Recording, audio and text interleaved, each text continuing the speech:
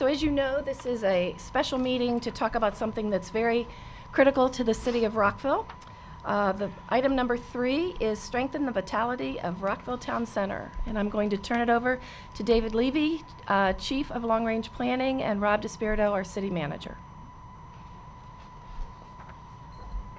Good evening, Mayor and Council and guests. Thank you for tuning in and being with us this evening. I believe that we are here for one reason, primarily this evening. We all really, really love Town Center. And presently, while we're facing some challenges, my staff and I, Mayor and Council, do believe these are surmountable challenges. And the purpose of this evening is to present for the Mayor and Council's and your consideration some ideas that staff has generated for your consideration with respect to addressing some of the concerns that have been expressed during particularly the last month. The town hall meeting that the Mayor and Council hosted, as well as the numerous contacts that we've had from residents and visitors since that time, emails, phone calls, conversations, and I think some of the concerns certainly predated even the town hall. There are a number of things that my staff and I are very pleased to present for discussion, and we are very, very interested in Mayor and Council's thoughts and ultimately direction to staff for remedial action. Mr. David Levy, Chief of Long Range Planning for the city, to my left, will help guide us through a PowerPoint presentation. We'd like to have an opportunity to walk everybody through this presentation, and if it's with your permission, then come back for questions at that point. If it's your pleasure to do so along the way, let me know, but we thought perhaps we could get through this presentation first, and then we're very happy to go back to any of the points and any of the screens that have been shown. I think that's great. Can I just make one quick announcement? There is overflow seating outside, not outside, but outside this room in the blue, I think it's Blue Crab right across. You can watch the presentation there as well for those of you that are standing if you'd like to sit. Thanks, Rob. Thank you. Okay. Let's start with this. The goal for this evening, to discuss potential approaches to strengthen Rockville Town Center as a mixed-use activity center in the heart of Rockville. Why we are here. Rockville's long-standing desire to have a vital and thriving town center is one reason. Recent retail closures that have not been quickly replaced by other establishments. A high level of community interest and concern about the success of Town Center, evidenced by clearly more than 400 attendees at the October 9th, 2018 Mayor and Council Town Hall meeting that was held at VisArts. And significant city investments over many decades, including in the public-private partnership of Rockville Town Square, where over $50 million, including $35 million for the 3 public garages, has been the community's investment. And before we go to the next slide, what I wanted to do was present a little bit more some specific examples of the types of investments that the city has made in recent years. I mentioned the $35 million in bonds for parking. The city presently pays about almost $2.5 million in debt service per year on that original $35 million investment in the 3 garages. Parking remains a concern for retailers and customers. The city and Federal Realty have made adjustments in response, including making some street parking spaces available for short-term parking for food pickup, adjusting parking times on the street meters to promote turnover, and reducing the hours per day that street parkers are charged, and establishing the validation system a number of years ago for 2 hours of free parking in the public garages. The city has made other changes to support retail, including adjustments to the parking and bike lane on Gibbs Street, allowing Federal Realty to string decorative lights over Gibbs Street, supplementing Federal Realty's security detail with patrols 4 nights a week by city police officers, and permitting various promotional activities. In response to retailer requests, the city agreed to enlarge the size of restaurant outdoor seating corrals located immediately adjacent to the Town Square Plaza this past summer, more than doubling the number of tables and restaurants that they could provide. The city is also paid to extend the summer music concert series, paid VisArts to produce weekly pop art programs on the plaza for the public. The city manages the kids' spray fountain and has offered movies on the plaza, sanctioned activities on the VisArts rooftop, and sponsored parades, festivals, races, and other events. The city even arranged in the plaza earlier this year for a big screen broadcast of the Washington Capitals' final game of the Stanley Cup Championship. Retail is more important to the vitality of Town Center than just the services that it provides. The mixed-use environment, including walkable shopping options, is a key attractor for residents and office-based businesses in Town Center. Without a strong retail component, the demand for residential and office space uses may diminish, which may, in the long run, negatively impact real estate valuations, which would eventually affect city revenues with which we provide public services throughout the city. This challenge is not unique to Rockville, as many retail locations are facing similar challenges throughout the nation, due in part to ever-increasing online shopping. Nevertheless, there are retailers, including many with brick-and-mortar stores, that are successful and thriving in our town center. And our goal is to build on the success that has been established by this community, the redevelopment about 10 years ago, and all of the investments that have occurred since that time. We believe we have a number of ways that we can strengthen our approach to improve the business climate overall. David? So you have to have pretty pictures. Let's just not forget, while we're talking about ways to improve town center, let's not forget how much success there already has been. We've got great events that Rob mentioned. You know, the environment is wonderful outside. Part of the goal for Rockville was to create a heart for the city, a place where you could visit, a place where you can meet people. That's happened. So we need to build on that and make it stronger and fix the things that are problematic. So, I mean, you've seen all of these things, but it's attracting private investment as well. We would not have Choice Hotels headquarters and the Cambria Suite headquarters hotel but for the investment in Town Square.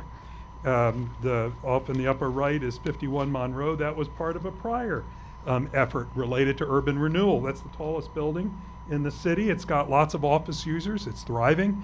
So we've got lots of good stuff. And then on the bottom is the Americana, which the Mayor and Council just designated as historic.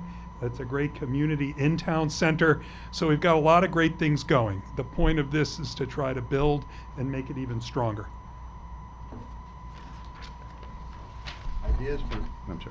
Ideas for potential action to strengthen town center. Address parking challenges.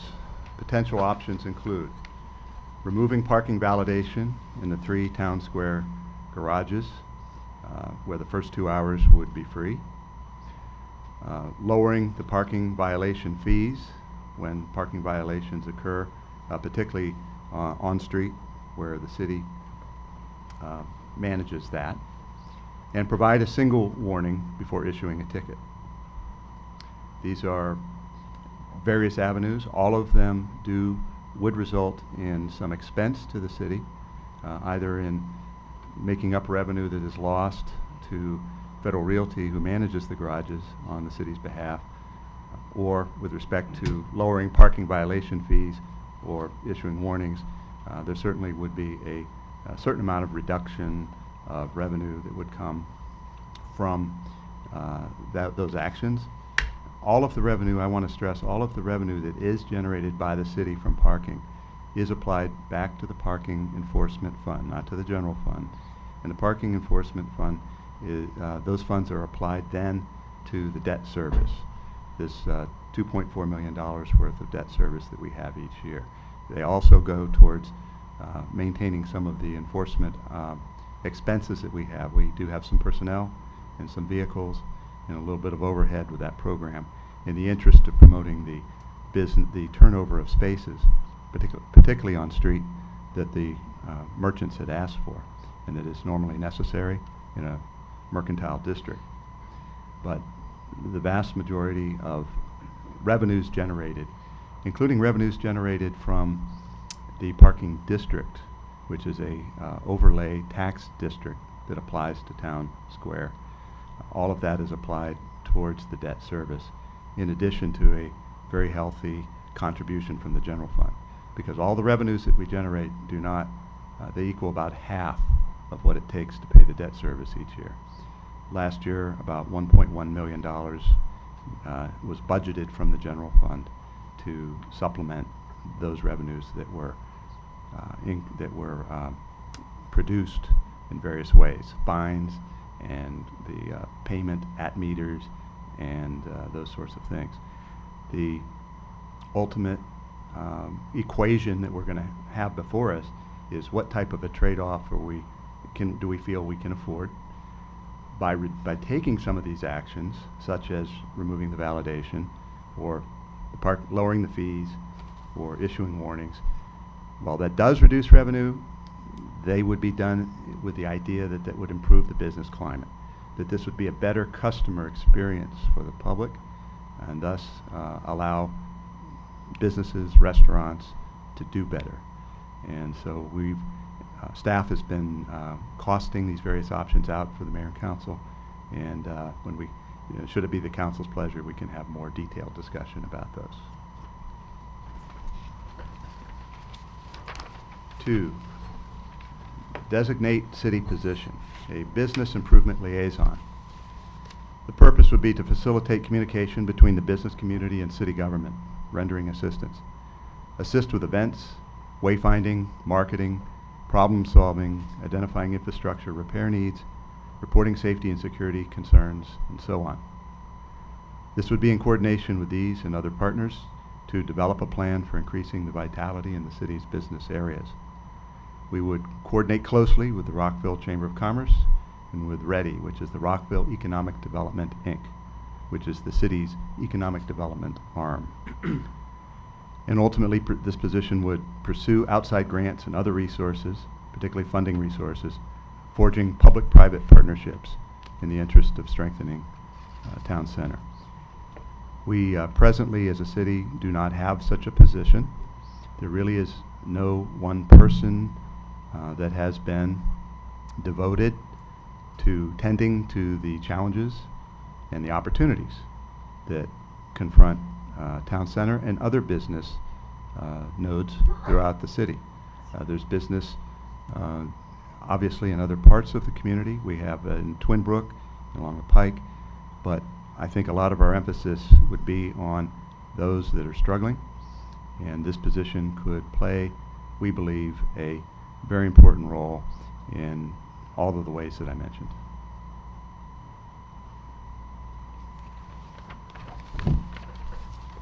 Excuse me. 3, a retail study of town center. Based on an understanding of Rockville's comparative advantages and disadvantages, the idea would be to identify and recommend potential policies and actions for the mayor and council in the areas of land use, zoning, and other development regulations, capital investments, overall strategy, and partnerships, including further public-private partnerships.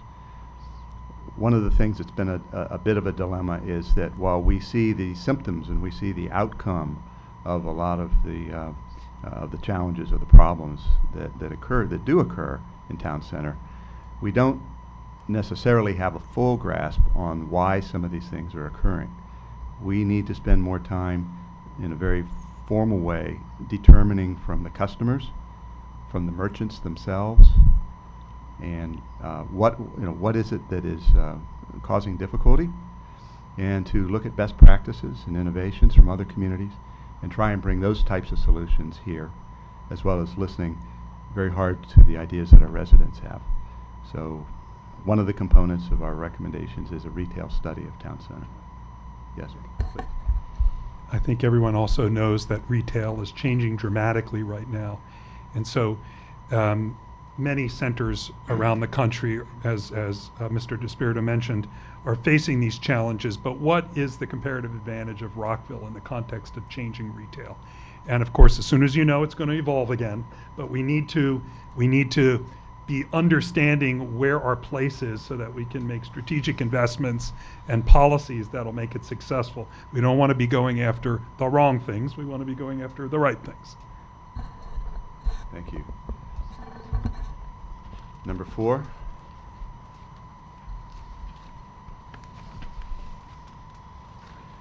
Increase the promotion and the presence of the arts, science, heritage, and culture in town center. To expand partnerships and joint ventures with existing stakeholder organizations, and we are blessed with a good number of organizations we consider our partners. Peerless Rockville, and we work with the Rockville Science Center. We work with the Montgomery County Historical Society. There are a number of other, VisArts, very importantly VisArts, which is a major partner and a presence in the downtown. Likewise, the library, the Montgomery County Library, their primary library for the entire Montgomery County is situated here. And all of these present opportunities to build on the emphasis of arts, science, heritage, and culture to further distinguish us from other communities, but more importantly, to improve the quality of life in this community and offer additional options and opportunities for our children, for our seniors, and the rest of our residents.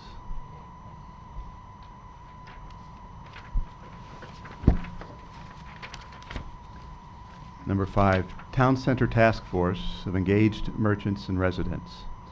The idea would be to seek input from the community on recommended actions and future actions. We're the first to say, as a city staff, that we don't have all the answers. And sometimes we're wrong about things. So we need to have feedback from our residents. We'd like to have the ideas, the input. We would like to have a sounding board for ideas that we do generate. And we would like to have the opportunity to include the community in the overall conversation. The idea would be to have an organization come together of folks that are interested in participating. We would need to maintain somewhat of a manageable size, but details to be determined. But the general thought is, we need your help, and we're not afraid to ask for it. For those who remember, the Town Center Action Team was a group of citizens who provided input and great ideas, and the mayor herself was a major part of that in the 1990s, and helped to bring Town Center forward with great ideas. So it would not necessarily be the same thing, but it's touching on the same ideas, which is that citizen input and participation can make a big difference. We've certainly seen that that's true in numerous other endeavors that the city has done, whether it's planning or recreation or other things. We've always benefited from the public's participation in our meetings and some very focused assistance in task force or on boards and commissions. Number 6. Examine development regulations. This would involve reviewing zoning and master plan land use with respect to permitted density of development within town center.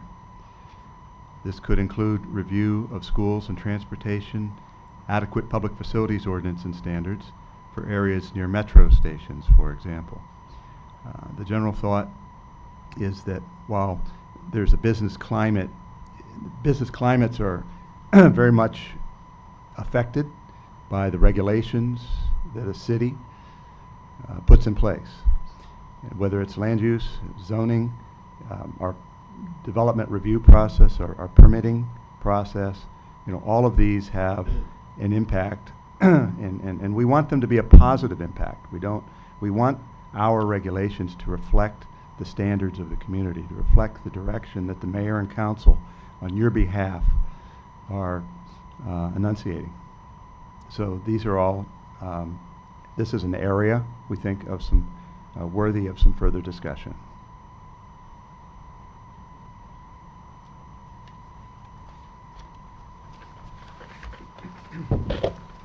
Number 7, regular meetings with property owners in town center. The idea here would be for the city to convene a working group that would meet on a regular basis, perhaps quarterly, to discuss town center challenges and opportunities and potential action with the property owners in town center.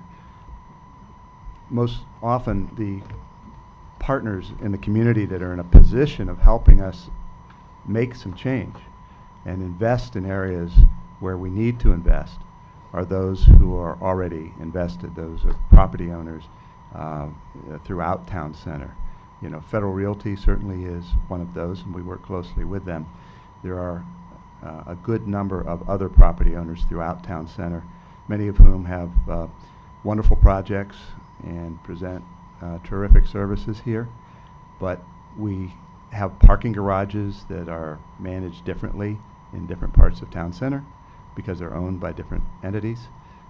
We have different approaches to marketing, and the whole idea is to see if we can get to a more coordinated approach for town center, given that we have these various investors, these owners, and knowing what their concerns are. What are things that the city can do to work better with them as they provide services and residential and commercial space for our businesses, our residents, and our visitors.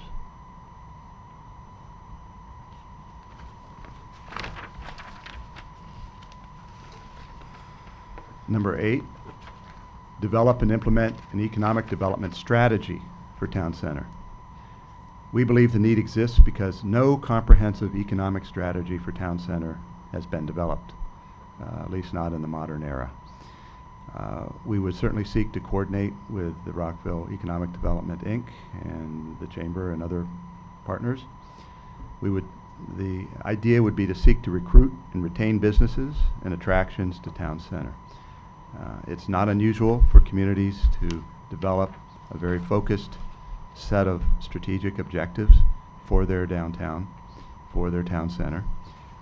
These can be translated to budget action, whether they're capital improvements, and they can be translated to programs and outreach and various ways to market a community and various ways to work better with our partners. But a lot of this can also be a very healthy exercise to do, in that it would be an inclusive one. It would be an exercise where the stakeholders in the community would have a lot of say as to what should be the future. What are some of the specific strategies and actions, long-term, mid-term, and short-term, that the city should pursue on your behalf to provide the best town center that we can.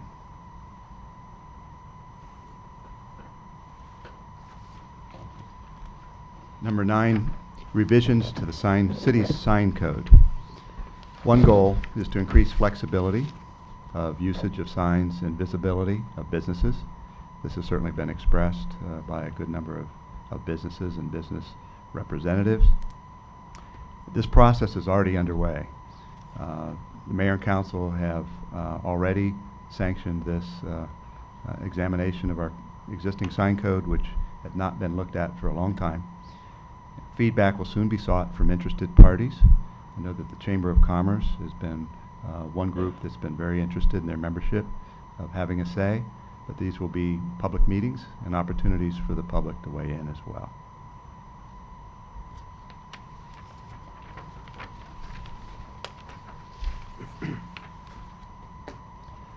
Number 10 is coordinate public-private partnerships and resources.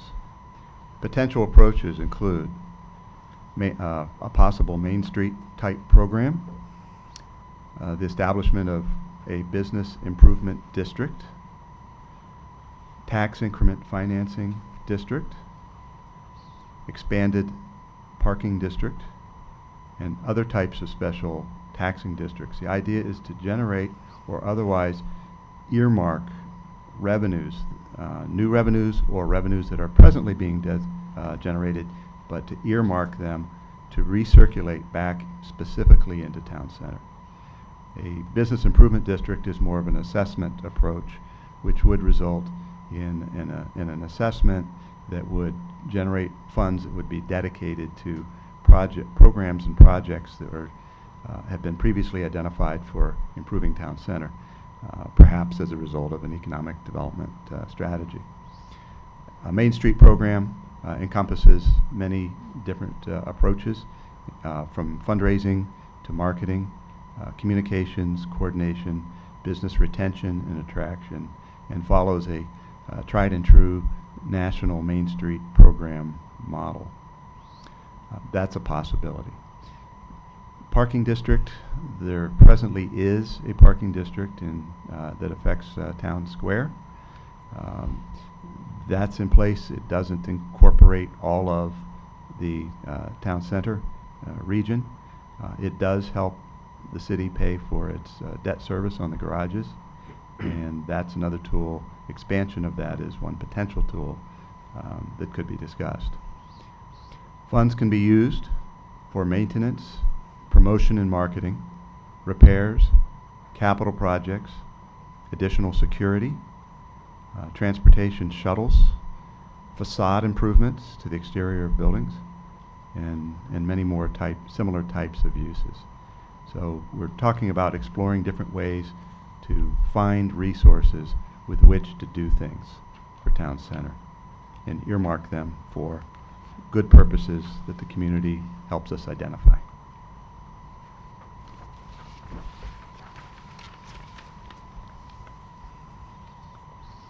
Number 11, improve access to town center. To enhance access from nearby activity areas such as Montgomery College. In this case, a transit study has been sanctioned by the mayor and council, and it's currently underway. That's an example. We talked a little bit about wayfinding opportunities, ways to better direct visitors in particular from major highways and arterials to our town center. And even, as you know, with Route 355, it isn't always completely apparent to visitors where our town square is, where our town center is. We need to work on some attractive but effective signage and ways to help direct people to where the activity is, town center. And look at removing obstacles to of any other type of obstacles that exist with respect to access to town center.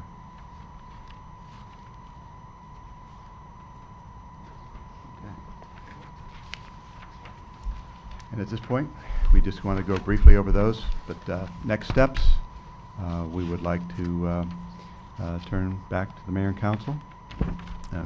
Opportunity to go back and discuss any or all of these, and listen to any additional ideas that you may have. Great. Thank you very much. Council members, questions, comments?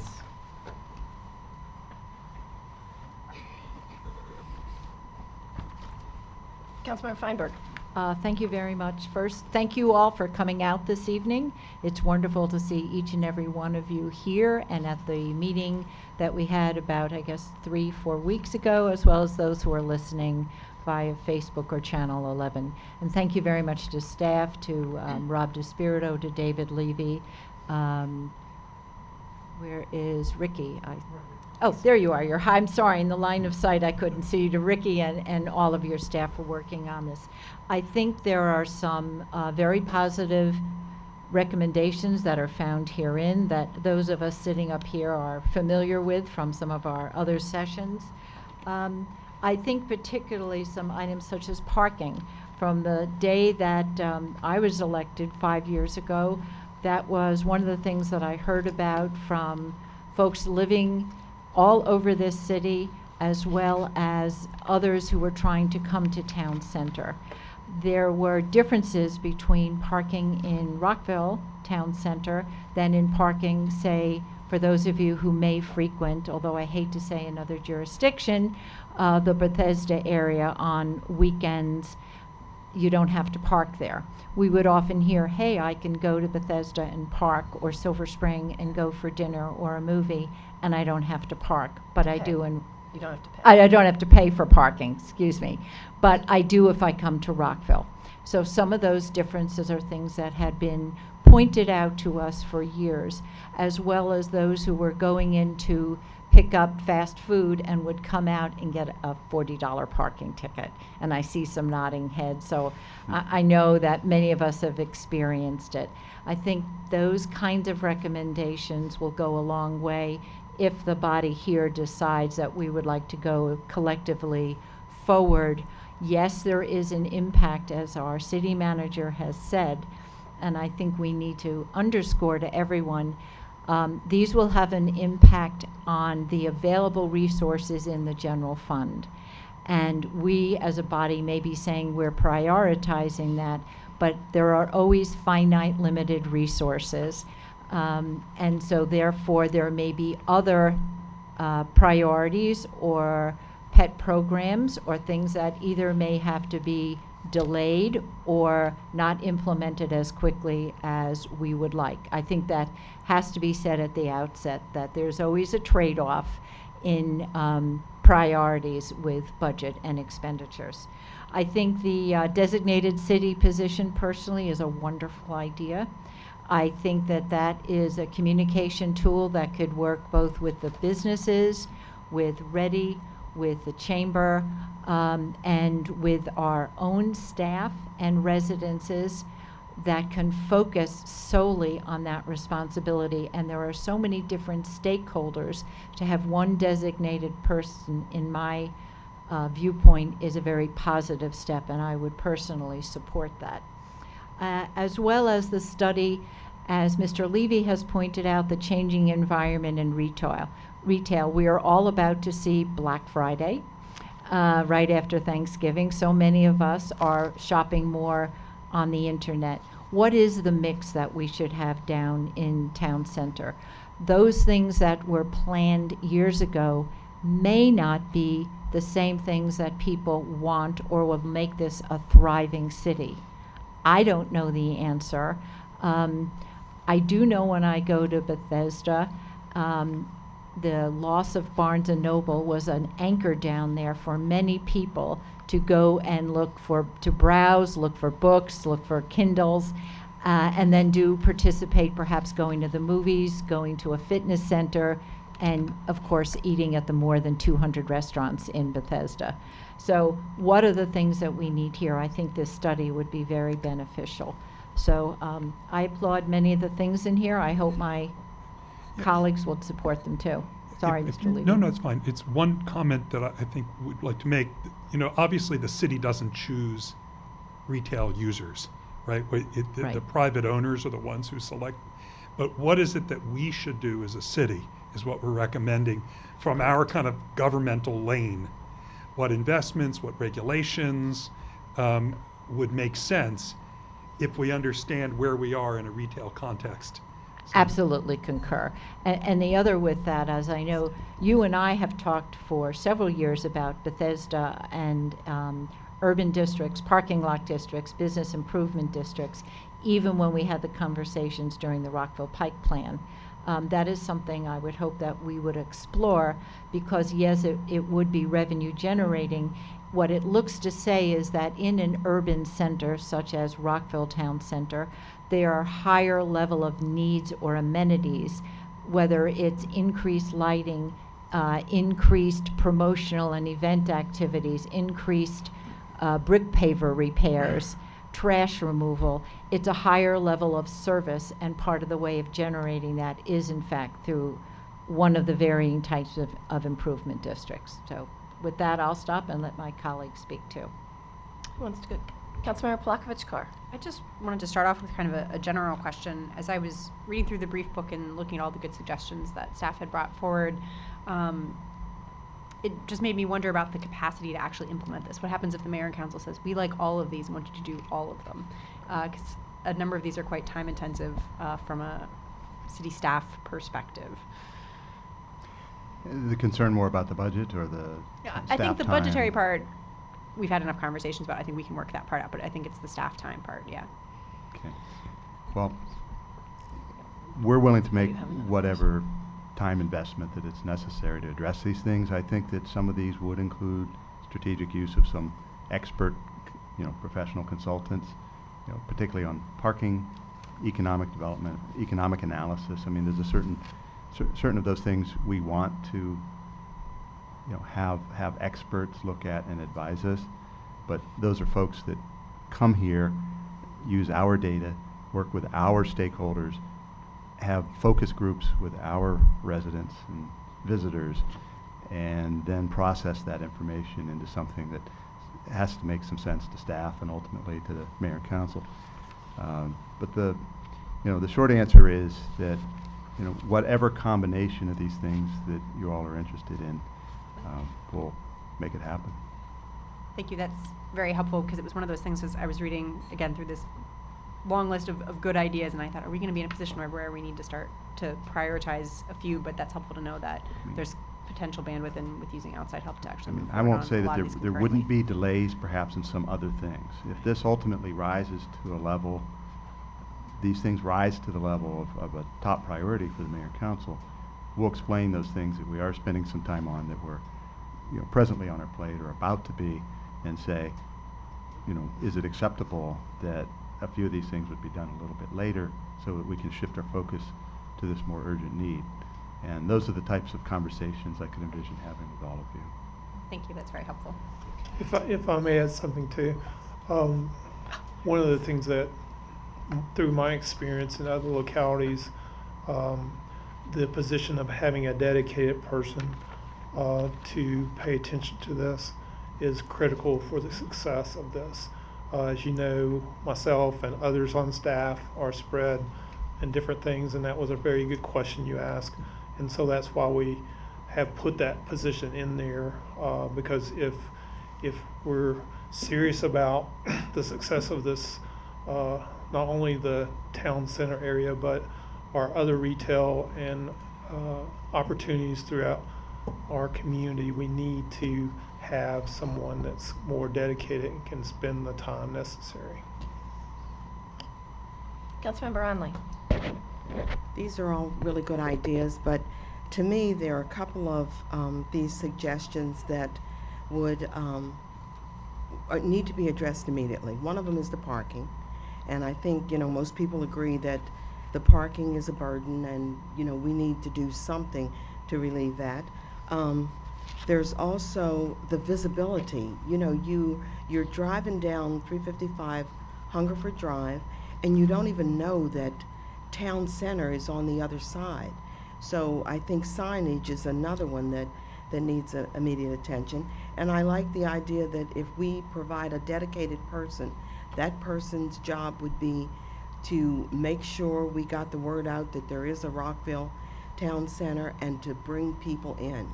So in my opinion, those are the three immediate needs that we could address. All these ideas are good, and I think that as time goes on, we will bring more of these suggestions in. But in my reviewing, the material, those are the three that I think if we could just hit the ground running on those, it would really help. Thank you. Councilmember Pershela. Thank you, Madam Mayor. So tonight we're going to start, in the next agenda item, we're going to appropriate a lot of money. And then, Potentially. well, potentially, but I'd be surprised if it doesn't go through. I agree, but. Then, We're having trouble hearing all of you. all right, Oh. so I'll get a little closer. Thank you for that. We're going to spend a lot of money in the next item. That's for some sort of program through Ready to, and we'll hear more from them later, to assist businesses, primarily in our town center for the first year, then maybe throughout the rest of the city. Then we're going to spend money, a lot of money, to fix the parking. And I agree, parking is a huge issue. But it's not going to be cheap. Then we're going to have some other ways that we're going to spend budget. So basically, 4.5 months into this fiscal year, we're going to blow up the budget. We're looking at somewhere between $800,000 million per year for the next several years. I'm not saying that's not needed. I believe it is needed. We have to do it. As Councilmember Feinberg said, we're going to have to make some choices.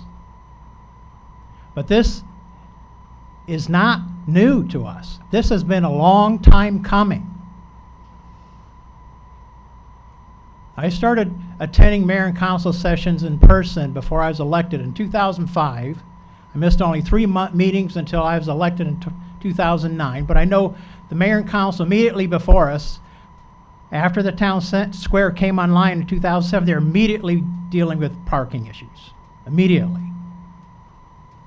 We've had 2 moratoria. One when the zoning ordinance went in, and one when Richard Montgomery went into moratorium because of overcapacity concerns. We have incredible restrictions on building heights in town square. Some of our buildings, for example, on North Washington across from town square, if that building went down today, it couldn't be rebuilt at its present height. All of these things are Rockville shooting itself in the foot. We need density in town square, and we just have to get over it, period. That parking district we have just gives an incredible tax rate to town square businesses. Their tax rate is more than double than across the street from town square. Those merchants have an incredible disadvantage. I mean, the owners of those property have an incredible disadvantage in leasing out to merchants. $35 million bond for the garages. Well, $35 million is just the size of the note. Look at the interest we're paying on that. I haven't done the analysis yet, but I gotta say we've spent about $51 million for the Arts and Innovation Center, for the town square garages, and for general improvements. And by the time you add in all that interest, it's far, far more than that.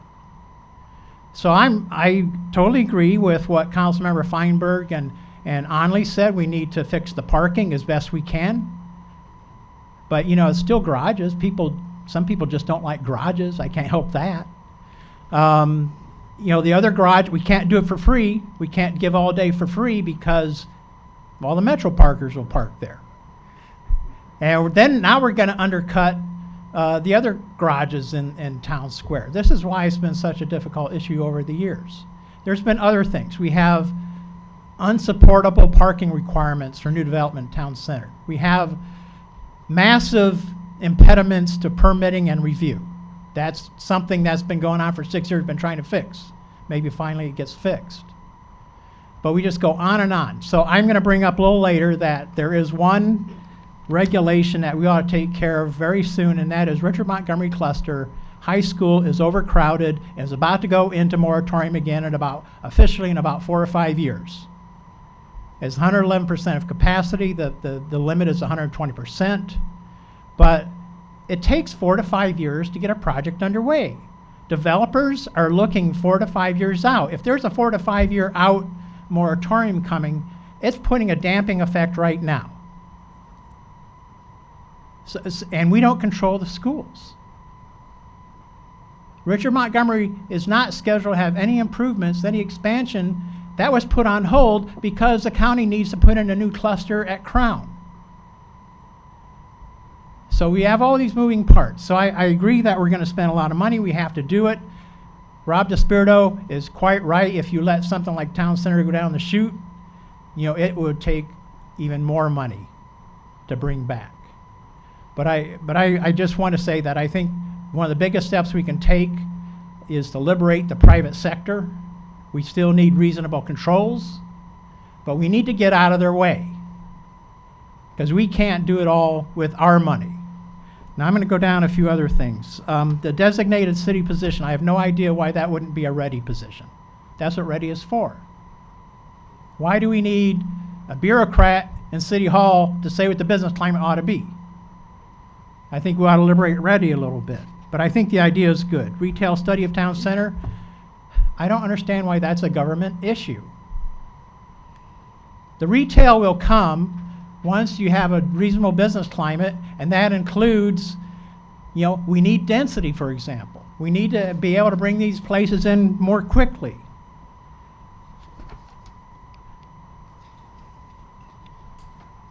On the Town Center Task Force, we had the Town Center Action Team. Madam Mayor indeed was for years head of the Town Center Action Team.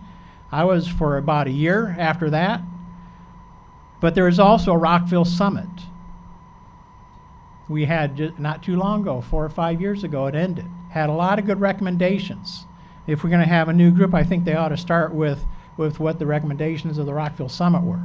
We brought together residents, businesses, government, nonprofits, and education. We had a wonderful collaboration, and that has just gone by the wayside. But they had very good recommendations. Reviewing the adequate public facilities ordinance, well, I already mentioned the schools in Richard Montgomery High School, but how about the traffic APFOs? There are intersection limits. I believe that all of our streets that are under restrictions for the adequate public facility ordinance are state highways. We can't fix that. So why is that in the way? Maybe we're going to get bus rapid transit, but when we get bus rapid transit, I guarantee you those roads are going to be more jammed than they are now, because there just isn't a whole lot of space. So why are we putting that in a way? The regular meetings of town center property owners, I think that's a great idea, but I want to bring to your attention, a lot of the property owners, business property owners in Rockville are out-of-towners. They're all over the country. New York, California, whatever. So, some are important and local, others won't come. We have a master plan process, 2040 master plan process. To me, a master plan process is not only about zoning and stuff, but it ought to be about economic development too. So that hasn't been mentioned. We have a town center master plan. That's a mature master plan. Our town center has gone and done a large part of that master plan. But that's the economic development plan. That's what you can do. It allows the building heights. It tells you how you can do your business. Revisions to the sign code. I just want to mention that wayfinding RFP has been let out. I think that's been started. I don't know how we get an expanded parking district, because the parking district was meant to support the garages. That was a town square project. How do you expand that parking district? That parking district is already giving massive rent, land property taxes to those people. Are we going to expand that and make the whole town center to be uncompetitive? So anyway, I've said enough, but I am going to bring up that there is one outstanding thing that we ought to take care of soon, and that is the Richard Montgomery cluster is about to go into moratorium. And we don't need another moratorium for town center. And I got to say, I've been campaigning 5 city campaigns. This is not new. It's just been put off, denied, and finally, once Dawson Market goes under, then we have a crisis. And so maybe we're going to do something about it. I think we will. It's going to cost a lot of money. It's going to take a lot of cuts other places. But I just think if we can at least liberate the private sector to do some good, maybe we don't have to cut as much. Okay, well, I'm sorry, David, go ahead. I'd like to just respond to one thing Councilman Priscilla said. The good work of the Rockville Summit, I want to assure you, has not been forgotten. Actually, during the Rockville 2040 process to update the master plan, we have reviewed the great input that the folks have given. And during our citywide forums, in addition to what we got from the listening sessions, we used that material to inform the draft policies that we brought forward. So I want to assure you, because I know you put a lot of effort into that we did not at all forget the summit. Thank you very much. Thanks, David, and thanks, Rob, for the introduction, and to each of the council members, excuse me, for your thoughts Before I go in, I think we should do this one at a time, but I want to make a couple introductions and corrections. I was a member of the Town Center Action Team for its entire existence. I was chair for 1 year, so that's just a point of fact. Number 2, I'd like to introduce Cindy Stewart, who is our new executive director, the new executive director for Rockville Economic Development, Inc.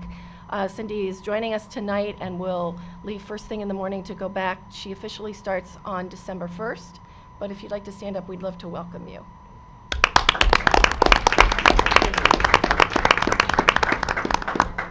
Rob and I were privileged to serve on the search team for READY. Thank you, Chair Newman, for that. And it was a difficult decision to make, but we definitely got a rock star, and we are so excited. Cindy brings with her a wealth of experience and ideas and has already jumped in. She's been meeting with people for the past couple days and will really tackle a lot of the things that we're talking about tonight. So I wanted to thank you for that, for coming and helping us with that. I would like to go back to the beginning and talk about these one at a time so that we can give you some direction as much as possible tonight, if that's okay. Absolutely. So let's start with number 1, address the parking challenges. Does anyone have an issue with directing staff to look further into each of these 3? Councilmember Feinberg. I don't have an objection, but I think for transparency's sake and for the information sharing with those here who may be listening, I think we do need to share what the potential costs would be. And so, correct Good me if point. I'm wrong, staff. I know you'll jump in, but I have to get the glasses on here. It's an age thing. What I believe I have seen is that for year 1 and then ongoing, because it's not a one-time cost, it would be $290,000 a year. Is that correct, staff? Just for the parking part? That would be to just remove the 2-hour parking validation Correct. need. Oh. You Correct. get 2 hours of free parking and pay for hour 3 on. Can I? So, please. Initially, that was a number that was developed in very recent conversations with Federal Realty. They have, by virtue of the city, the entire lease to manage the parking of the 3 city garages. And one of the things that they're doing right now is conducting a comprehensive parking study. They've retained a professional national firm to assist them with that. And those, any formal, I'll say, acknowledgement of a number is going to be pending that study. That's recent information. And so those are not numbers that I would prefer we count on at this time. I think that was initial indications that were provided in documents that are public, but we are nevertheless respectful that they need to take a look at the larger picture of their parking situation. They have a lot of dynamics with parking, and that they're going to reserve the right to speak to us further about what a cost would be for that. 1 second. Is it, did I hear that it's a 5-year study? No, 5-week study Oh, okay. is what I understand, 5 weeks. But the numbers that was quoted is not firm. It's, I think, subject to revision following their analysis of the study that they conduct. So one of the things that we have the opportunity to do based on the initial lease is audit. So is it possible that the mayor and council could direct staff to continue the discussion, but that we have the right to audit the numbers?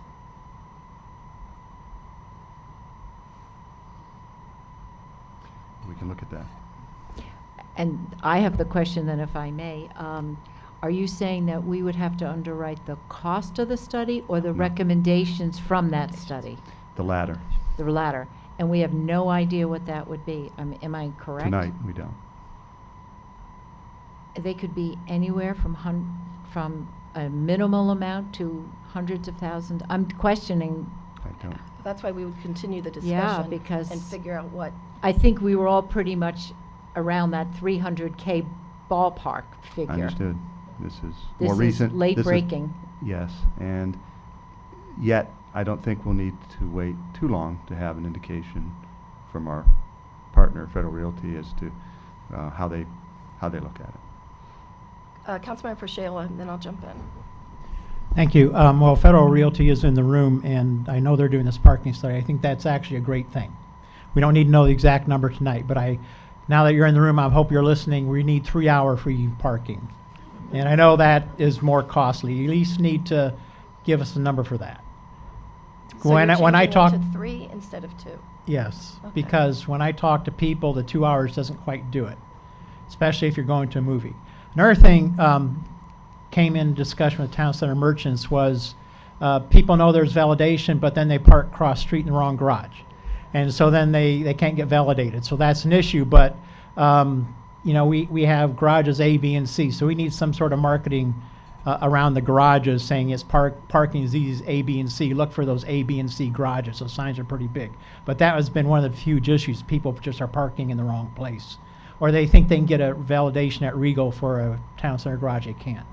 Well, so to that end, perhaps we could also direct staff to convene a working group of the property owners who have garages and look at having a parking district that expands from town square into the town center and see what the viability would that be, understanding that the private garages have their own bills to pay as well.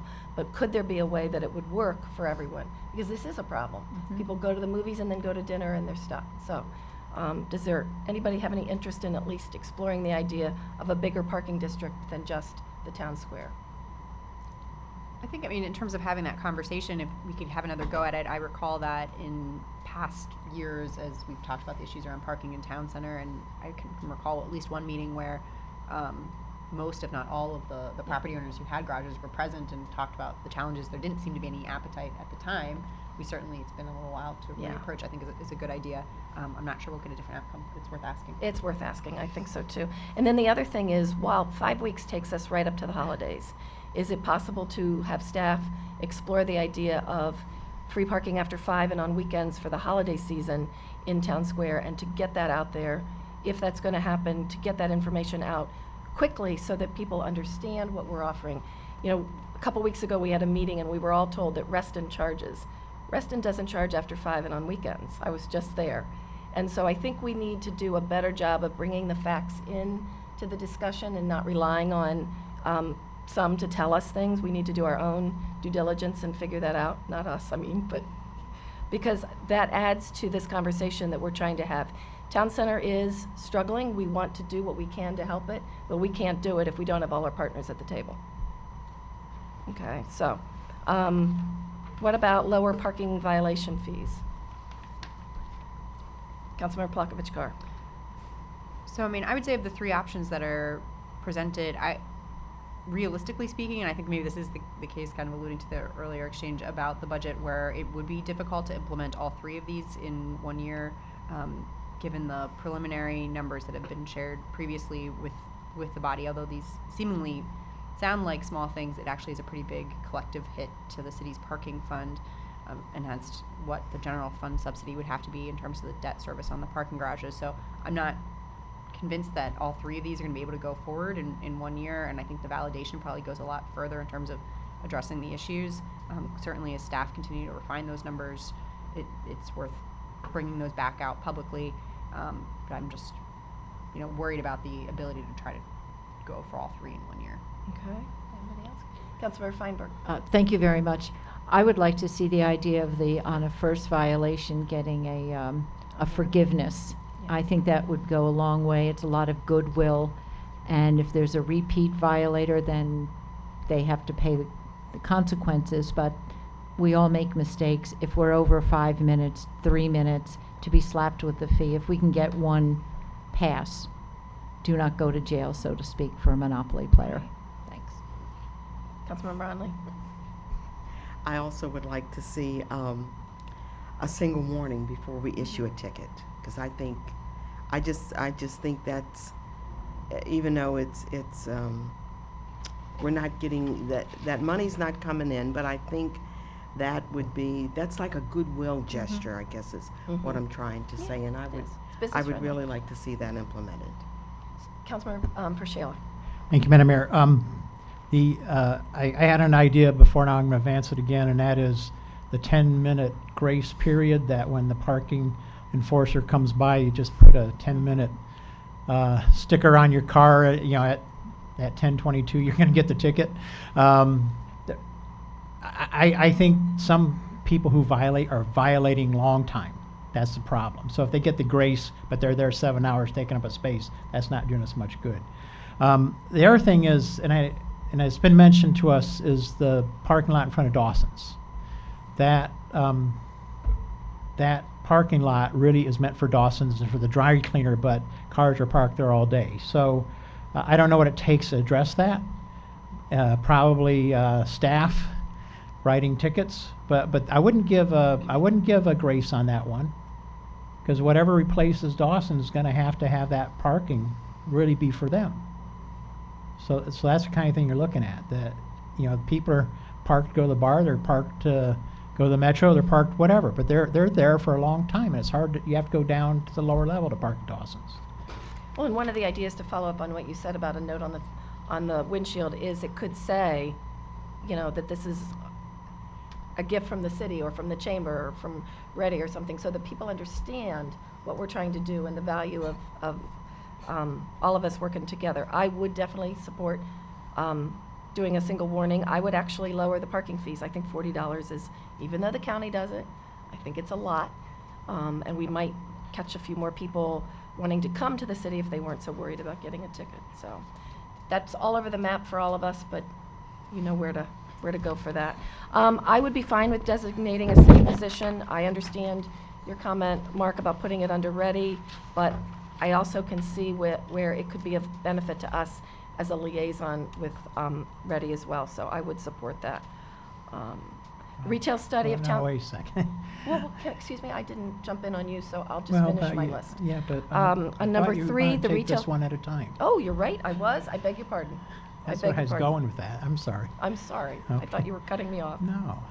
Okay, so, you said and I said, Councilmember Feinberg, what do you think? On the designated city position? Yeah. I am totally for it, as I said at the beginning of this session. I think keeping it in-house here enables it to Yeah. also be a single point of entry for communication within city departments. Any government, I don't care which size it is, can inadvertently, by accident, get somewhat siloed. And it's every bureaucracy. I'm not pointing on this city. It could be county, any jurisdiction. By having a single point of entry that can also serve internally as a liaison as well as externally with Ready and the Chamber. So I wholeheartedly endorse it and having it as a city position. Terrific, thank you. Councilmember Onley? I think initially it should be a city position. I mean, we're partnering here. Everybody's going to get in the boat together. So eventually it may be a Ready position, but initially I would like the city to have the oversight, and I would like it to be a city position initially. And it may evolve into something else. I hope it does, because I think we're stepping on someone else's toes by it being a city position. I think we're stepping on Ready's toes, but I really initially want this to be a city position. I want us to have oversight in the beginning. Can I add one point? Thank you for your comment. In exploring this, I had an opportunity to meet with the Ready Board and discuss this idea, whether it was a position that would be housed in the city or one that would be in Ready.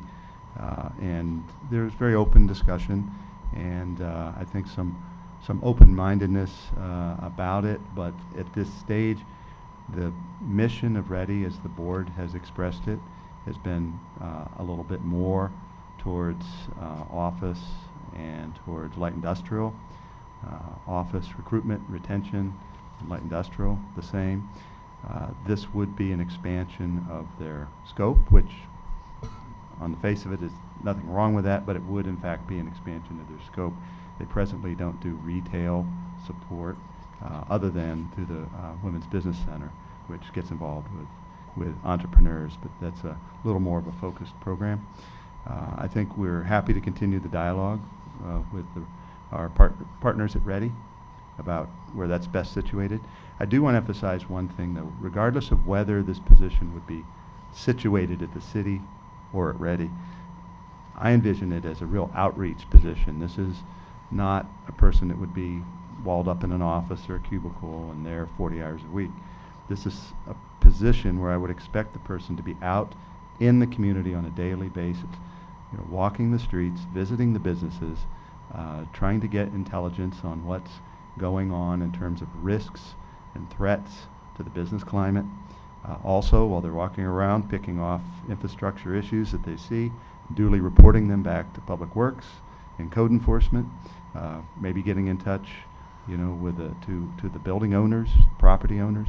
I think this is a diplomatic position. I think all of the activity, all of the approach by this person would be one of congeniality, working with people. This is not a gotcha position.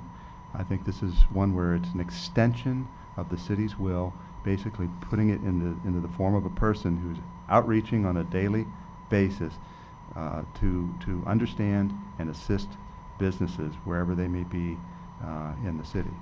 So that's more the vision of it, and I just wanted to share. Thank you. Thank you. Councilmember Plakovich-Carr. Yeah, this is a great idea. I'm glad that the city manager brought it forward. Although the initial focus is going to be on town center, what really excites me about it is town center stabilizes, that this new position will be able to work on some of the other business areas of the city, as we saw during the walking town meeting. Excuse me, in Twin Brook this fall. I think there's a lot of opportunity to outreach in other parts of the city. Totally agree, and again, I apologize. I'll get back in my lane. It's hard to remember if I'm leading or talking. I totally agree, and I'd like to see it under the city manager if that's one of the choices. I think it has direct access then to you and your staff and can filter things out that way. So I think there's an avenue that way, and as Councilmember Feinberg said, a single point of entry straight at the top, I think is the way to do it. Councilmember Pershela. Thank you. Well, in the green sheets, it was more broad than the town center, but I do agree that the town center ought to be the initial focus. But I also think really, even though I lost on whether it should be in Ready or in town center, I think items 7, 8, and 7 and 8 for sure. Regular meetings of property owners in town center, development plan, and economic development strategy for town center. A lot of that ought to be in, and also the thing about the various kinds of districts. Number 10, that really ought to be in that person's portfolio. And you know, I've had conversations with city manager numerous times, also with David Levy, about a business improvement district for town center. And there, that's really a focus not on town square, but a broader town center. I think that's, however that's financed, that's really where we need to go, looking at town center overall, not just town square. All right. Next is the retail study of town center. Anybody want to go? Councilmember Plakovich-Carr. Okay, so excuse me, Mr. Levy, for just still not 100% clear on this one, because the green sheets versus the slides versus, I think, comments that you made earlier this evening all led me to slightly different conclusions about what the purpose of this was, and maybe I'm getting too hung up on the phrase retail study, because you were saying that it's really more about looking at government actions that can be taken to help support the retail environment, whereas the green sheets mentioned about like rents and things like that, where clearly we have no role whatsoever because this is 100% private property. So if you could just clarify. Sure. During the town hall meeting and in conversations that we have in City Hall, we say things sometimes that we don't know. So, so we say the rents are high, the rents are low, the rents are they compare to other places, and so then we end up drawing conclusions about our level of competitiveness based on things that we don't necessarily have good knowledge about. You know, and we have discussed this quite a bit internally as well, and so we would need to refine the vision for it. Ultimately, the retail study, the purpose for the city is to say, okay, here are the places where downtown Rockville Town Center can be competitive. And by places, what are the sectors? So it's just important to keep in mind the long history here. I mean, you know, the Rockville Mall was a retail problem as well. And the Rockville Town Square now is having retail issues. I think personally we need a good, robust, but realistic vision for what is the right kind of retail that's going to work. Not so that we can pick and choose, but so that we can get our strategy aligned to work with the private owners. So where are we going to be competitive as a downtown? And what kind of support mechanisms do those retailers need to be successful and want to be here? And whether it's a business improvement district, because you know what, maybe we need more promotion and that's a way to fund that. Is it, it's the various kinds of strategies. So that's the vision. There are bids in downtowns that do this all the time to try to understand their competitive positioning. I view it as competitive positioning. So that's Bethesda. I talked to the Downtown Partnership of Baltimore, their retail lead for downtown Baltimore. They're trying to sort it out. So that's a long-winded answer, but it's mostly competitive positioning. So here's an example. Let's say that we determine that there's a set of things that we could be competitive for, but when we look in our use tables in zoning, we don't permit them. Or that if we only had, to Councilman Priscilla's point, you know what, there's a set of things that we could be competitive for, but you need more local density. You know, you could be better if you had 1,000 more residential units. You know, well, okay, that's the kind of thing we could look at in terms of density. So it's sort of a wisdom for long-term strategies. All right. My vision. Thank you. That helped a lot. I think so long as it's focused on actions that the city is actually in a position to take, I am supportive. Where I was initially concerned in reading through the materials was, is it things that we can share with Federal Realty and other property owners, but they might just be like, thanks, but we don't care. Right. And I presume Federal Realty tries to understand the retail market very well, and they do that all the time, but they don't have access to city powers to make changes to zoning, land use, other things that the city can do. So it would be sort of our getting an and Federal Realty has 2 shopping centers. They have the Courthouse Walk and Town Square. But there are other retailers, some of whom the owners are in this room today, who also have their own strategies. Well, what's working? And Good point. Councilmember Priscilla. Thank you. What's the time frame on this one? Is this like a 6-month study, 6-week study? Any idea? Including getting well, we don't have the budget for it yet, but you know, once we started to do it, probably be about 4 to 6 months. To get it started or to get it finished? Once it's started, to get it finished. Okay. All right. So there's just one thing I have a question. Just getting in the weeds just one time. So when we ask developers to develop residential in town square, town center area, are we really requiring them all to have ground floor retail? No, it's not a requirement. The master plan, the town center master plan, has a vision for there to be retail, in particular, for those who don't know, the L-shaped spine, the pathway that goes from the metro station across in front of the Regal, then turns north on Maryland Avenue. So that's master plan vision, but there's no requirement in zoning other than Okay. that. So for example, this building across the street on North Washington from Town Square, if that were ever to redevelop, in my opinion, it'd be better to not have any ground floor retail there at all, because what we're seeing is when a new building goes up like the Upton, all of a sudden there's 8 new stores that are taking away from the present stores. They're adding more competition, and they're not adding new kinds of things like, for example, retail where you can buy stuff. They're adding restaurants, they're adding bars, they're adding liquor stores. That's what they're adding.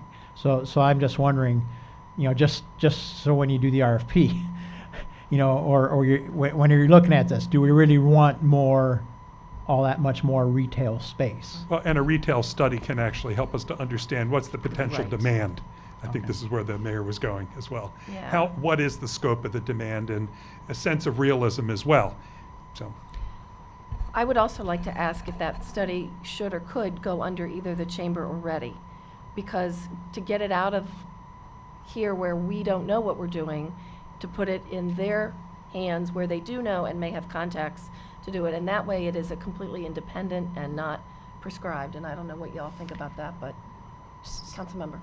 Thank you. So I would say getting it out from the government procurement process, while I champion it for its fairness, I think in this case giving it to an NGO, a non-governmental entity, is a really good idea if they're willing to take that on. And that's something that would have to be TBD. Yeah. But I think because the whole procurement process with its safeguards could take actually 4 or 5 months just to go through the RFP process, realistically.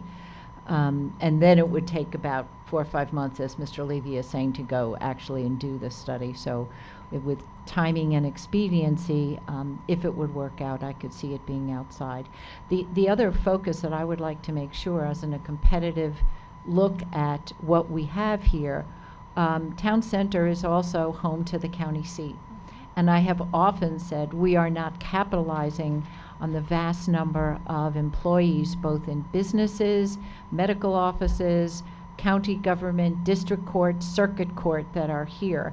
And so I would like to see what any study would see as how do you get those people out of their offices and more into Town Center.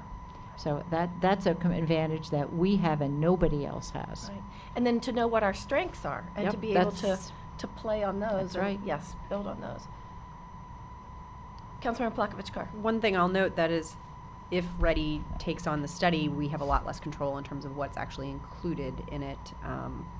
In terms of, we would not be able to direct them to look at particular issues. So if we kept it in-house, we could make sure that the things that this body and staff are interested in having particular questions and having answered, that they are answered. That would be a little out of our control if it does go to Ready. Well, I don't know, because I think that Rob has a great relationship, and I'm on the board as well, and I think we could not direct them, but we could suggest that the city is looking at these particular issues. Could you include them as well? I'm just thinking that they are the experts, and we keep trying as a government to wade into things where we could use a little bit of help. So that's why I was suggesting it. But Councilmember Onley. Well, they are the experts, and I guess I think we should allow them to do it rather than keep it in-house. But definitely, I want us to have some collaboration and some oversight and really be kept abreast of, which direction the study is going in. Madam Mayor. Councilmember Priscilla. Thank you, Madam Mayor. Yeah, Ready, I think, is a great choice, and they are, after all, our economic development arm. So I think they'll conduct it in line with what they're hearing us say right now. So And they're sitting right here. that's right. If I might say, Yeah. just like, we're the lead for doing Rockville 2040, and we're doing a new economic development element, which has never been done for the city, but we've done it completely collaboratively with Ready, and we've met with the board and the chamber. I'm sure that wherever it's housed, the city and Ready would be collaborating. I have no Exactly. doubt that that's the case. I completely agree. Thank you. Okay, next up is increase the promotion and the presence of art, science, heritage, and culture. Councilmember Feinberg. So I'll jump in on this. This gets to something that I know some of us have talked about before, is looking into the possibility of creating an arts and entertainment district. So that would be one area that I would like to see us look at. And in terms of expanding partnerships, again, there are many nonprofits in our city, and we should take advantage of partnering with them wherever we can, and there may be programs that we can jointly do. Right. Yeah. Anybody else on this? Councilmember Priscilla. Yes, in the last budget, we voted to create an RFP, $50,000, to study exactly this topic with exactly those items. Arts and Entertainment District, the partnerships, what we can do. So that will very soon be awarded, and that's already in process. In Yes. other words. And I think there's a lot to be said about understanding what kind of promotion we need to be doing and making sure that we are promoting and marketing Rockville in the best light. So some of this will come through that study as well. And new chair of the Cultural Arts Commission is here, so welcome, Karen, and thank you for all your work on that commission. That's a good thing you guys are doing. Rob. I did want to give Federal Realty some credit for working with VisArts on some of the vacant space or spaces that presently exist in Town Center for pop-up art to allow to help generate some street-level traffic, some interest by the public, and some opportunities to expand the arts by allowing them to use these spaces in the interim while those spaces, prior to them being filled permanently. So that's the spirit of cooperation that we're proud of, and I think a lot of credit to VisArts, who extend themselves to allow those opportunities to actually happen and work. It doesn't just happen. They have to work hard to stretch staff and materials and marketing and promotions to allow that to happen as well. So it's that's been one of the real bright spots, I think. When you have tough times, you get the parties together and they're doing some good things. And in this case, it's promoting the arts. Yeah, it's a great idea. Okay. Number 5, Town Center Task Force of Engaged Merchants and Residents. And I want to jump in and make an announcement. There are 2 different groups forming. One is a group of people, a task force that came out of the town hall meeting. There were almost 500 people that participated in that meeting in one way or another, and many, many, many really wanted to continue the conversation, a la the Town Center Action Team, which in its heyday had between 50 and 100 people that would gather monthly to talk about what the vision was for the Rockville Town Center. And those people were property owners, landowners, business people, residents, all kinds of people that were stakeholders in the city. So there's one group that's meeting with Stacy Kaplowitz, which will start, Stacy's here, which will start Thursday evening, 7 o'clock at VisArts. It's an open meeting to anyone to come. Stacy, you want to stand up? Wave your hand. Yeah. That's okay. So Stacy reached out shortly after the town hall meeting and just said, this is awesome, I want to be involved, let me know what I can do. And we were like, yes, take it away. So that is going to be a loosely formed group, no city oversight, no staff oversight. That's a group of interested parties, stakeholders in the city that want to get together. And it is, am I right, initially starting out with no cap on the number. Correct. So that's a separate group from the one that's mentioned in here, which is a task force of approximately 20 people that hopefully that group would have membership in as well as other stakeholders, because the way to get things done is to hear from the greater group, but to have a smaller group that works diligently, in maybe more of a cohesive, no, that's not the right word I want, but more of a centered, collaborative, yeah, but your group's going to be collaborative. Anyway, I wanted to introduce Stacy before we went on to the task force idea, because I do see this being, something that we can feed off of from the larger group and then actually bring forward with ideas to get this done. Yeah, and frankly, there may not need to be 2 groups if that is taking off and coming together and being the focal point. This was just an idea that was actually developed from the town hall prior to this great idea coming forward. So it was documented, but nothing says that there has to be 2 groups. So Thursday night, the 15th, 7 o'clock at VisArts is an open meeting for any stakeholder, and that is anybody who lives, works, owns property in the city. That's everybody who's in the city. So please join Stacy and everyone else at that meeting, and we'll see where that goes then in terms of a task force. Okay. Next is examine development regulations.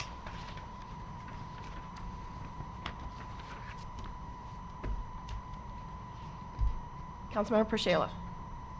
Thank you, Madam Mayor. I've already mentioned 2 things about the adequate public facilities ordinance and the corresponding adequate public facility standards. And I mentioned the Richard Montgomery High School is now 111% over capacity.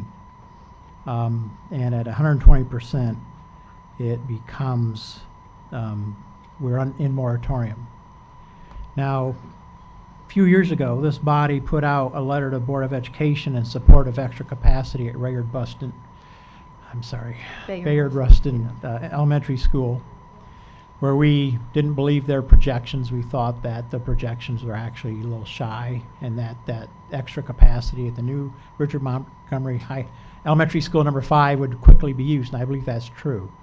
In any case, even if their projections are correct and it's 2023 before we are officially in moratorium, I believe there's a dampening effect right now on development, and that's what we need in Town Square. So what I'm wondering is if we could actually address that particular issue, not tonight, but for example, hearing in December and a decision in January whether to expand the school capacity limit for very targeted areas. One would be the Town Center Performance District. The other would be the Twin Brook Performance District. These are metro areas. And in the Twin Brook Performance District, we have a big project coming up that we have been supportive of that could also be hampered by Richard Montgomery going under moratorium in 5 years from now. So I think that's really an acute issue. When we had the town hall meeting, when all these people came up with their great ideas, I kept thinking, we're about to go into moratorium, we're about to go into moratorium. And even though it's 4 to 5 years away officially, effectively the planning, the forward planning you need, we may effectively be there now. Or we may have one developer come in and grab all the capacity and that stops everything else. That's the way it works.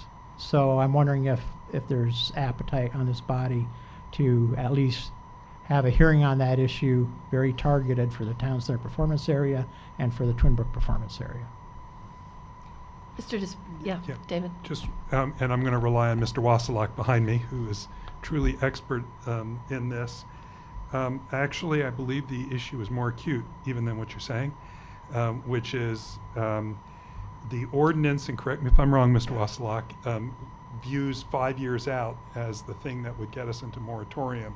So the 5-year view right now is 119%. Next year, we anticipate that it'll be 123%. So next year, we're potentially in moratorium. It's not in 5 years. It's because the ordinance, am I getting this right? Okay. So it's actually more acute than what we're discussing right now. Sorry, this thing keeps coming off. Councilmember Onley. You know what, then, and thank you, David, Mr. Levy, for that information. This is the problem. We need the density, so we're going to really have to look at that. And I'm going to support Councilmember Pershala's suggestion that we do take a look at this, because this is why, the density is why Town Center has not been more successful. So we really need to do something. We need to increase the capacity so that, you know, these two areas, performance districts, can expand. Because without them, we're gonna be back and stuck in the mud exactly the way we are today. So we do have to take a step forward, take a leap forward, and address these issues. So I do support Councilmember Pershala's suggestion. If I can speak on behalf of the mayor and council, but you did just testify to the school board as well about the need to do investments in the schools. So it's a two-sided approach. And there are two people here who are parents of Richard Montgomery kids, so we care about that too. Councilmember Palakovich-Carr.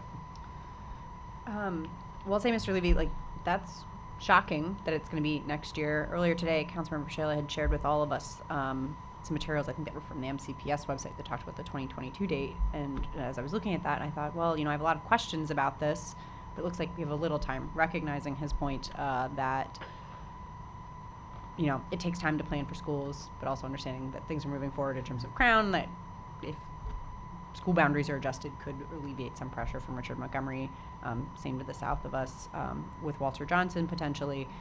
But yeah, the situation clearly is much more dire than that. I'm not sure I quite agree with the time frame, but I do think this conversation needs to continue.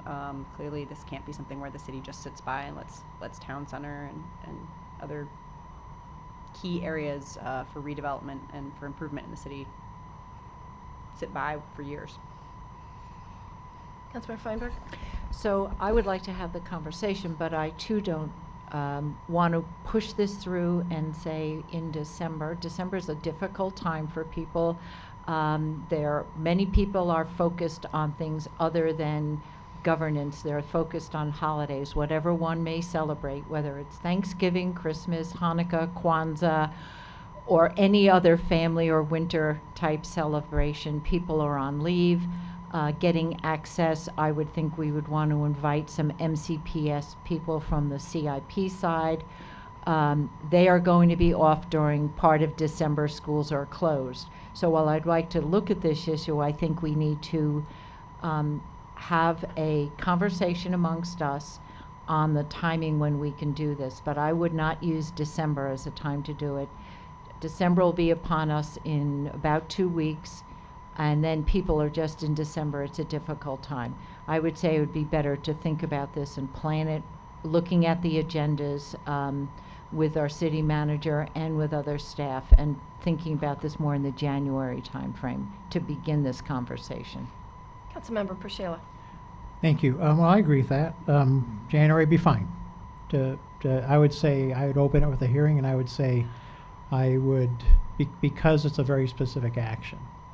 And I would say that we would want, yes, the school system here, but we would want Ready Board to have an opinion. We want the Chamber of Commerce Board to have an opinion. We'd want the retailers, the realtors to have an opinion. The brokers who help bring retailers in to have an opinion. Whomever, bankers, whomever is in the pipeline for development.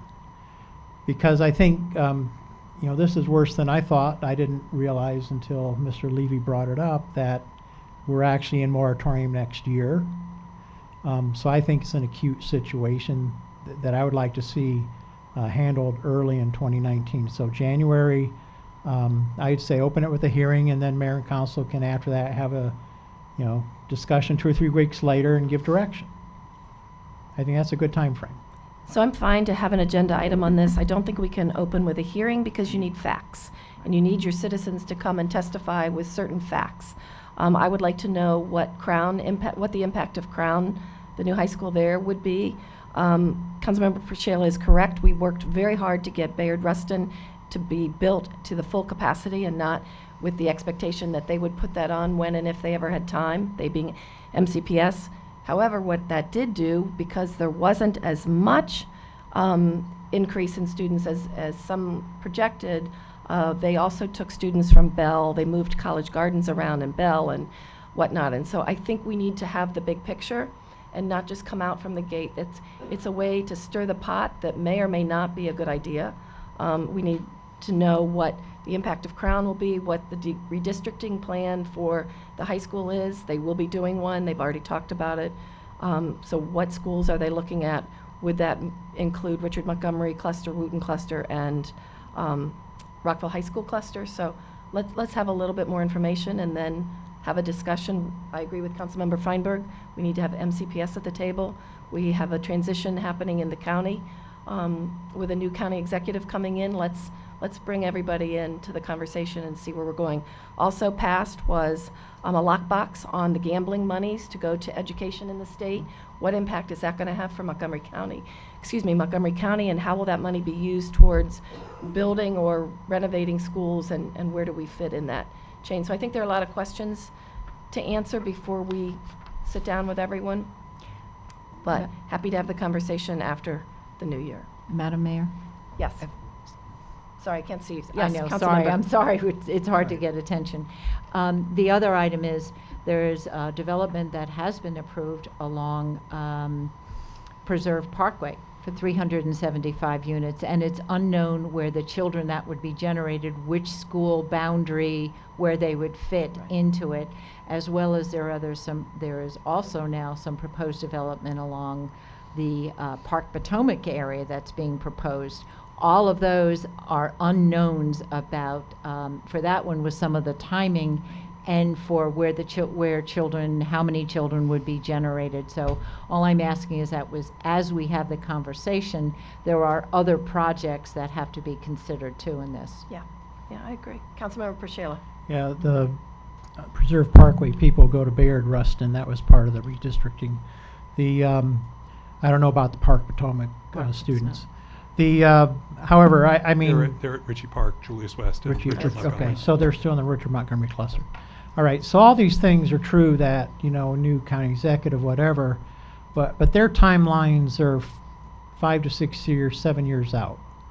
The Richard Montgomery expansion was explicitly put off so that the school system could study the Crown cluster. Okay, and that's 6 to 7 years away. And we're looking at going into moratorium next year. So I don't mind if we have a session in mid-January, say, where we get some facts, but we're not going to have all the facts. We can have And more I- than we have now. Well, I think a lot of facts you're asking for are really downstream facts, whereas we're going to go into moratorium in a year. And but by the way, let me say that the state pays for about 5% of the county school construction. It might go up to 7 or 8%. That the real problem is in the county. And, believe it or not, we only have about 1.5% growth in our school system a year, and we can't handle it. It's a huge school system, but it's only 1.5% a year. That's actually a very low historic growth rate. We can't handle it because we're so far behind. So if you really want the county to take care of schools, it's going to take a massive restructuring of how they do their budgets, or a massive redistricting. It's not going to be cheap. It's not going to be easy. And I don't hold much hope out that's going to happen any time to keep us out of moratorium in this cluster. So January for maybe a fact session, then going ahead with a hearing, because I want to hear from the development community. I agree. And then whoever's up here then, because Councilmember Plakovich Carl being the state legislature by then, will have to decide what to do. But I think my colleagues were having a good discussion this evening, and I'm glad we're going to get something going on it. Thank you. Councilmember Plakovich Carr. Just wanted to briefly add on to Councilmember Priscilla's, one of the last points that he made. I've heard that downtown Silver Spring's about to go into moratorium. So we're clearly not the only higher density area in the county that is facing this crisis in the near future. Councilmember Priscilla. Yeah, one last point. The reason I'm really bringing this up so emphatically this evening is because, as I've said before, we're going to spend a lot of additional money to solve this problem. And I think that if we're going to be putting so much money into this, that we have to be looking at our regulations, and especially this one acute issue.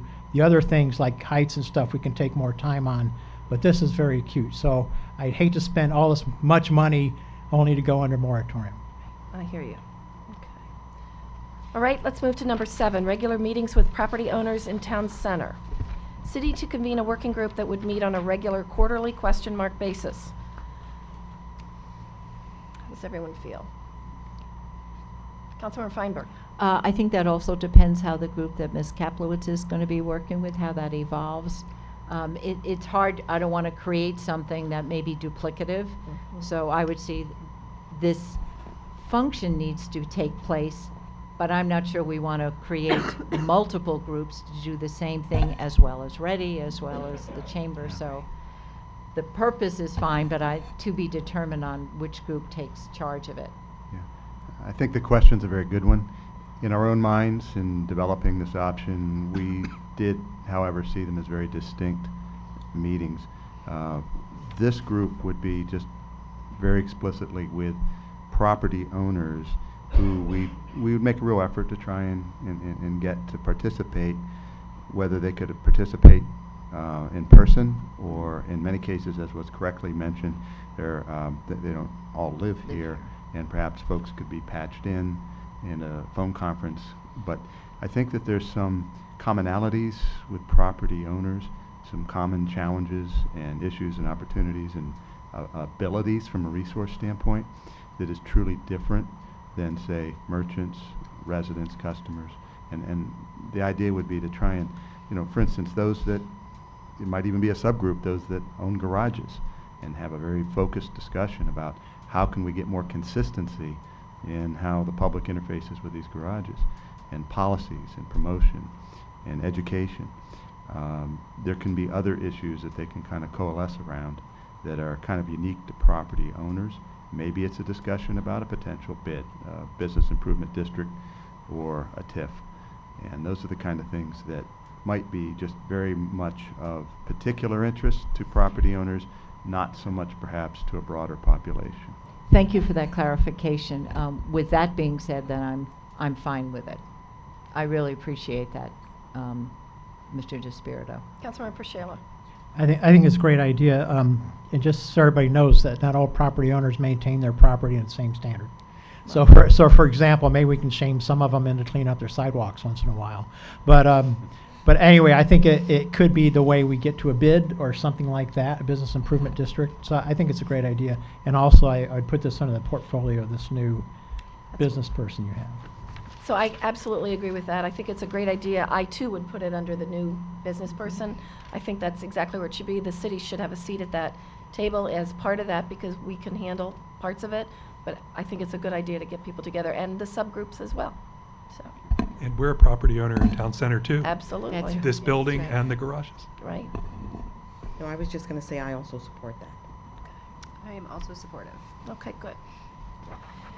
Number 8, develop and implement an economic development strategy for town center.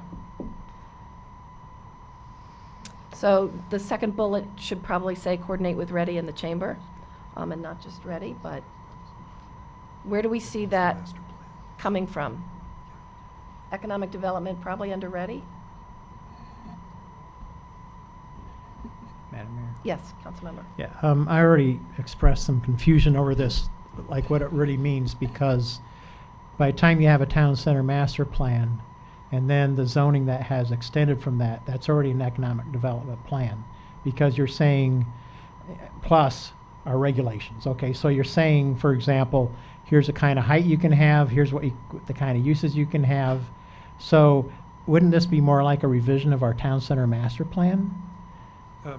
From a regulatory point of view, absolutely. The town center master plan was 2001, and it did set, as you said, it set the stage for what we've done, and we've done a lot of it. We don't have strategies for recruitment, for what kind of institutions or large-scale users we might want to attract. Maybe ultimately it is a task of Ready, as Mr. DeSpirito says. That's not really the current scope of work of Ready right now. This could be something that's done right away. It could be deferred. It could be discussed in combination with Ready about what's the appropriate way to do it. But a plan is not necessarily an economic strategy. I would distinguish them a little bit. To me, the plan should reflect not only the values of the citizens, who are viewing more than just the economic component, but the plan should reflect what the economic strategy is as well. I would hope the land use would reflect what it is that we're trying to achieve. Right. Yeah. Yes, and I see this a little bit more as perhaps a white paper than a hefty study. I think this needs to be nimble and focused and specific, and encompass the the feedback from from the stakeholders as to literally what are the action steps, what are the short range, the intermediate, and long term goals and objectives that we can actually accomplish given resources that we have. And it doesn't necessarily need to be a over reliance on an outside consultant. I think there might be elements of analysis where a consultant could be helpful, but these types of studies, I think we've got a lot of capability between staff and Ready staff and the chamber and other stakeholders that we could put our heads together and come together with at least what amounts to a working document, a white paper, if you will, of strategies in a relatively brief period of time, that we could at least have something to help guide us. The last town center plan was 2001. I think we're very much in need of a update, and we have some fresh challenges, so it could reflect those. Go ahead. We do intend for the draft 2040, the draft master plan, to recommend an update to the town center master plan as an implementation step. But you don't have to wait necessarily. Yeah. But we do plan on recommending that in the plan. So I had the opportunity to speak with Cindy the other evening, and we talked about her goals in the first 90 days and whatnot, and one of the comments was perhaps Ready will convene another strategic planning session. The other one was a while ago, but it was also under a different director. My suggestion would be that we let Ready have their strategic planning session and see where they're going as an organization, and then have a conversation again as a body with them about how this fits together. I think the reason that former Mayor Krasnow set up Ready as the economic development arm of the city was to sort of keep us in our lane, and I see us veering out a little. We can do master planning, we can do all the things that we're doing, but the economic development should come from those who really know what they're doing. So I would humbly suggest that we wait, let Ready get going and see what they come up with, and then have that conversation again about who tackles that next step. I don't know if that's okay, but Councilmember Feinberg and then Councilmember Prashila. Didn't have my light on. Oh, I thought you did, okay. We just Okay, so Ready, which I was the board member for 4 years from this body, is the economic development arm of the city. And I just had a short conversation with Paul Newman, the chair, just a few nights ago. And he was talking in terms of, well, Ready has had phase number 1, it had phase number 2. Phase number 2, which was, by the way, a very successful creation of the Rockville Women's Business Center, which then became the Maryland's Women's Business Center. And now it's stage number 3. And I would say, since they're our economic arm and we fund them, we should have a large say in what Ready number 3 is. And I understand they're focused on light industrial and office, but maybe you really need to increase your portfolio. And maybe we need you to fund you to increase your portfolio. But I would say, whether it's a white paper or some consultant help, or you're drawing internally from your own resources, that this is really a ready kind of thing. That's what they are, Rockville Economic Development, Inc. And I think we have not only town center, but as Councilmember Plackfitch-Carr said, we have a lot of distressed commercial centers in the city. And we need to start thinking about what to do with those.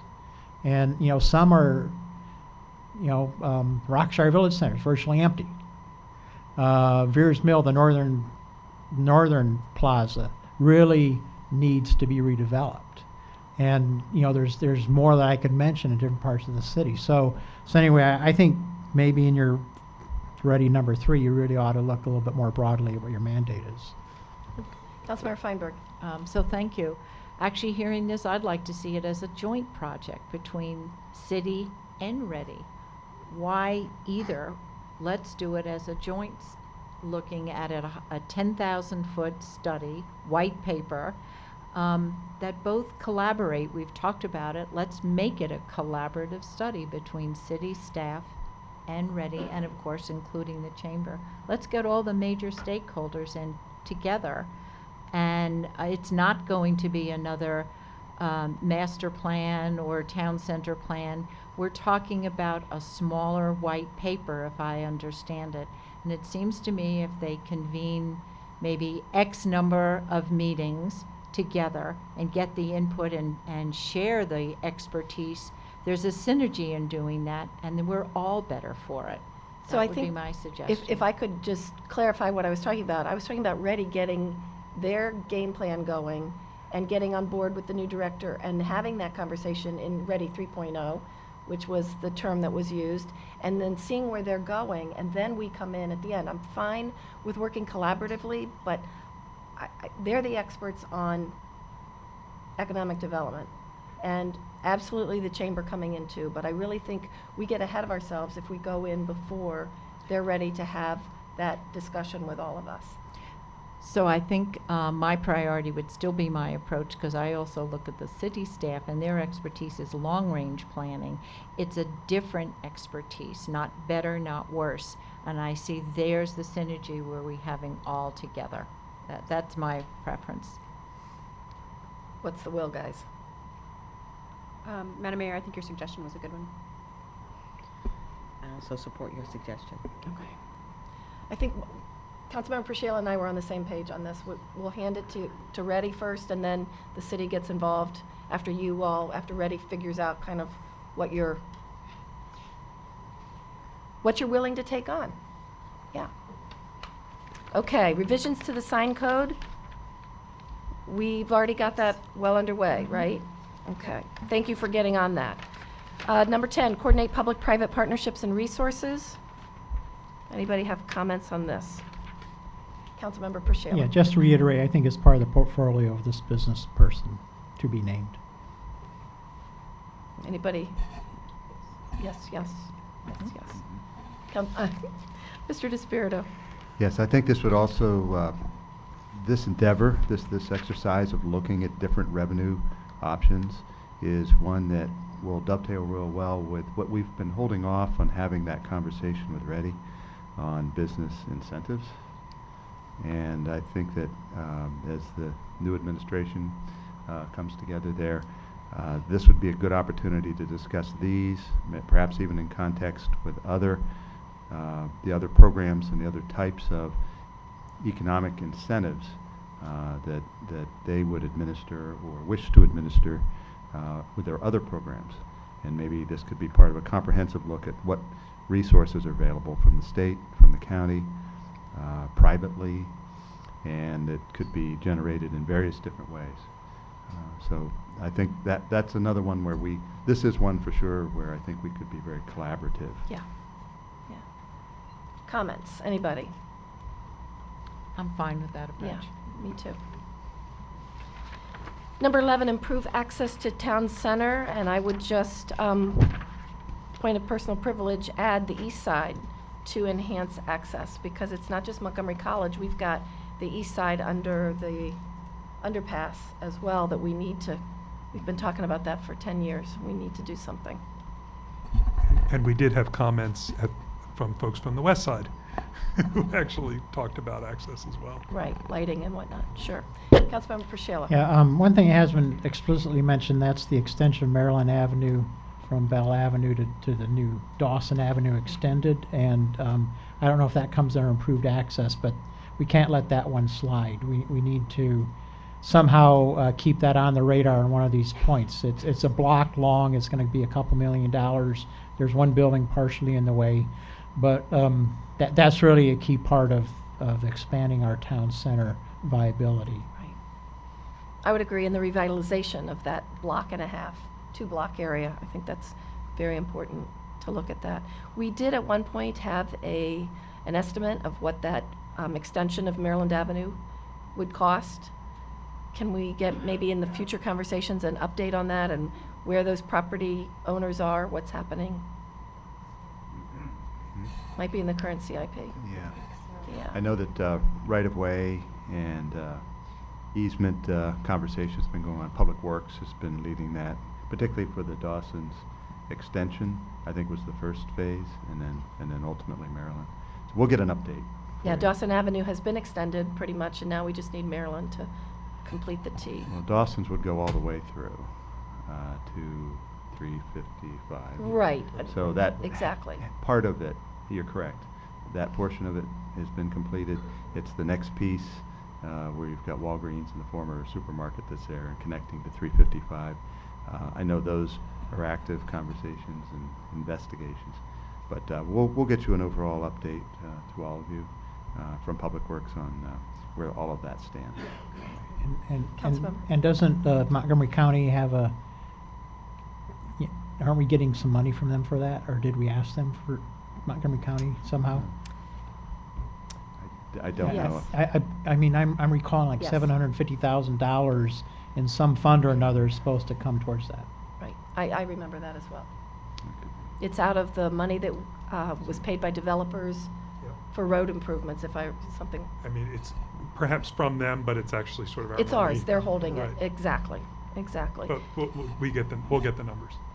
And the transit study currently underway, an estimation of when that information would be coming back? Study is underway. I don't know exactly the timetable. I'll provide that to you as well. Okay, all right. Anybody have anything else on 10 or 11? Okay. Anybody have anything else on this topic?